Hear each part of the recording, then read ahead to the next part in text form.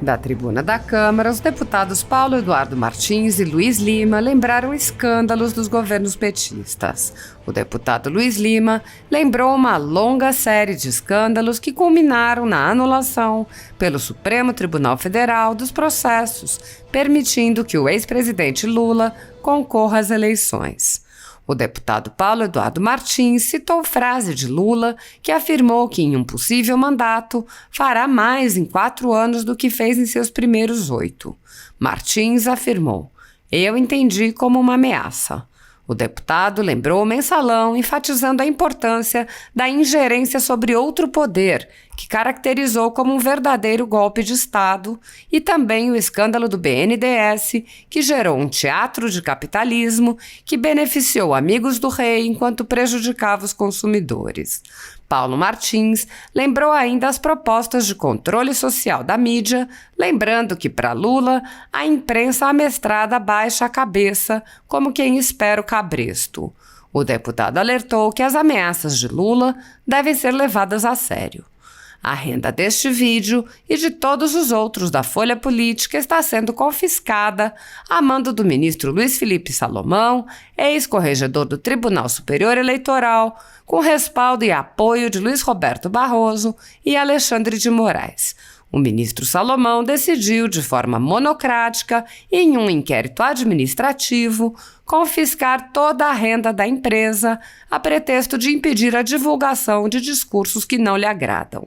Sem a renda, a empresa em breve não poderá mais manter sua estrutura em funcionamento, cumprir seus compromissos financeiros e pagar seus colaboradores. Há mais de 10 meses, toda a renda dos sites e canais conservadores está sendo retida sem qualquer base legal. Se você apoia o trabalho da Folha Política e pode ajudar a evitar que o jornal seja fechado, doe por meio do Pix, cujo QR Code está visível na tela, ou por meio do código ajude@folhapolitica.org. Caso não utilize Pix, há a opção de transferência bancária para a conta da empresa Raposo Fernandes, disponível na descrição deste vídeo e no comentário fixado no topo. Há 10 anos, a Folha Política vem mostrando a realidade da política brasileira e quebrando barreiras do monopólio da informação. Com a sua ajuda, poderá se manter firme e continuar a exercer o seu trabalho. Pix ajude@folhapolitica.org. Assista. Alexandre Frota, eu estava no meu gabinete, eu iria falar sobre um outro assunto, mas em relação às pesquisas divulgadas na sexta-feira, eu gostaria de me comunicar com os jovens desse país que não viveram um dos períodos mais nebulosos da nossa história ligados à corrupção. Você que tem 20 anos, 18, 16, 25 a 30, e você era muito criança quando o ex-presidiário assumiu a presidência da República em 2003, em 1º de janeiro de 2003, eu vou relembrar aqui para vocês, porque vocês não vão ter moral para cobrar do prefeito de vocês, se ele enriquecer rapidamente, do seu vereador na sua cidade, você está sendo conivente com crime. Eu vou lembrar aqui alguns escândalos do PT que eu escrevi agora no gabinete. Mensalão, escândalo dos Correios, Petrolão, Banestado, dólar na cueca, máfia dos sanguessugas, mais médicos, caso Bancop, Game Corp, assassinato de Celso Daniel, propinoduto, esquema no Plano Safra, máfia dos vampiros, renúncia do Palocci. Vou lembrar aqui algumas operações da Polícia Federal que eu lembrei também.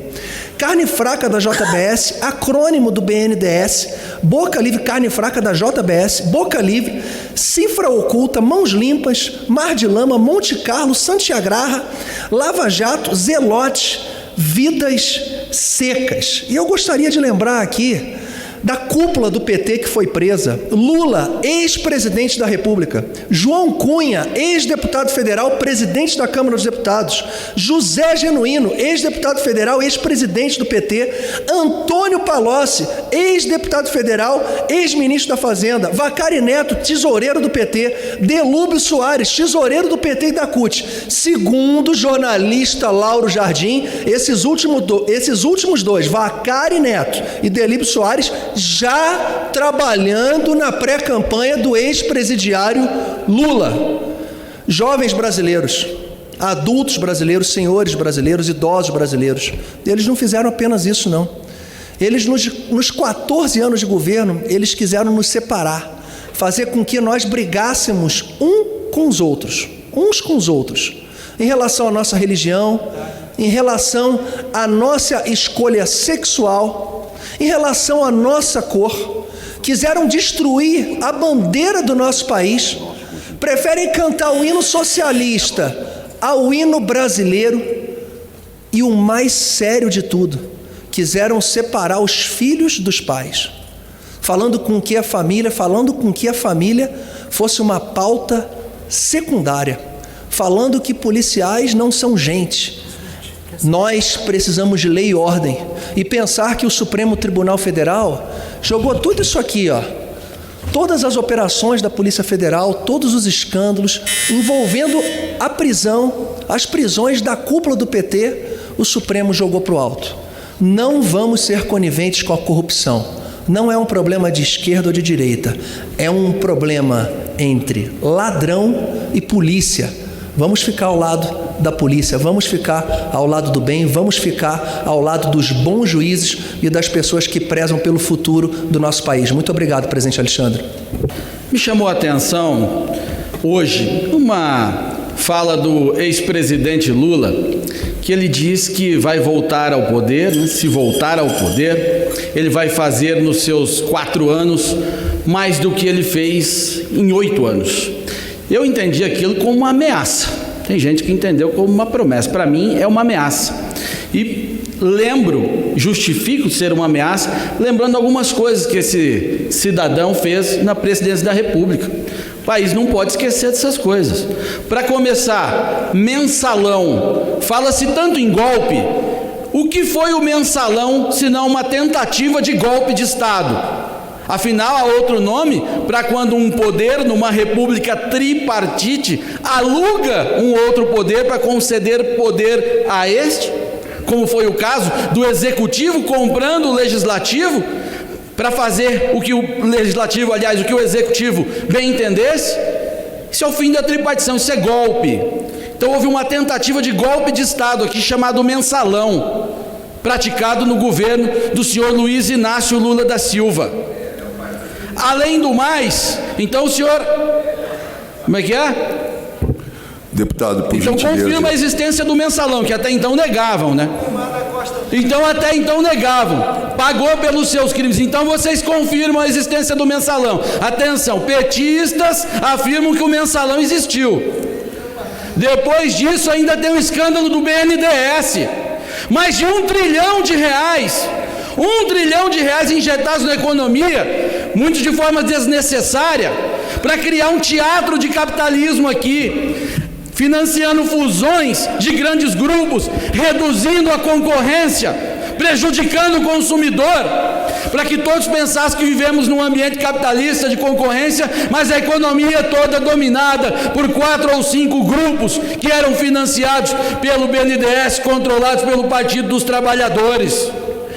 Tentou controlar a mídia, Conselho Federal de Jornalismo, Plano Nacional de Direitos Humanos, que continha lá o tal do controle social da mídia, e a imprensa amestrada baixa a cabeça, como que em espera o cabresto a ser colocado para ser controlado pelo partido. São breves 3 minutos só para recapitular parte da obra do senhor Luiz Inácio Lula da Silva. É por isso que eu entendo que quando ele diz que fará mais em 4 anos do que fez em 8, como uma ameaça, pois diferente dos idiotas da Faria Lima, eu temo e levo a sério as ameaças do Lula. Obrigado, presidente. Muito obrigado. Eu quero também concluir, senador Álvaro Dias, fazendo um comentário sobre a recusa do ministro Toffoli de receber aí a notícia crime do presidente Jair Bolsonaro, que eu tenho muitas críticas.